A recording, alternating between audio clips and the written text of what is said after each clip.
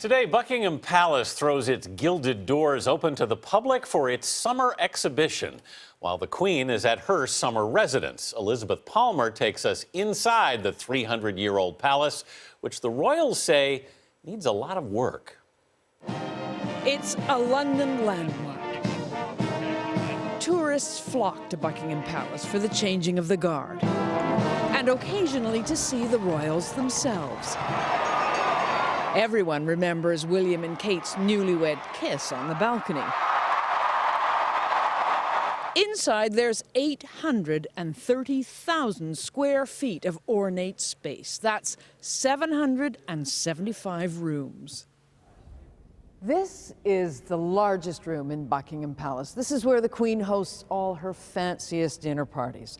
And once the table's laid and everything's set, 170 guests can sit down all at once. The Prince of Wales. Anna Reynolds is a curator of the Royal Collection Trust. Which he lived in. The team will start preparing about 6 months ahead of time. They start, planning the guest list and deciding where everyone's going to sit, sending out the invitations. Then you start laying the tablecloth, putting down the napkins and the various different components that all come together to create just a magical spectacle. President Obama was part of such a spectacle as the guest of honor here in 2011. And how much man and woman power goes into putting on something like that? Well, there's a number of different departments that all come together to work on a state banquet. So you have the footmen's team, who are responsible for preparing the silver gilt and the porcelain, the glasses. You have the florists, obviously. You have the dressers team, who create the Queen's outfits and hats and choose the jewellery in conjunction with the Queen. So all those different elements really come together to make this a very special occasion. But behind all the gilt and glory, all is not well. The old palace needs repairs. Of course, it's not the first time. During World War II, a German bomb demolished a whole wing, which had to be rebuilt.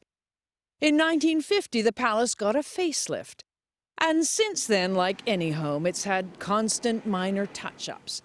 But what's being proposed now is a major $250 million top-to-bottom renovation. Good for the building, not so good for its elderly occupants.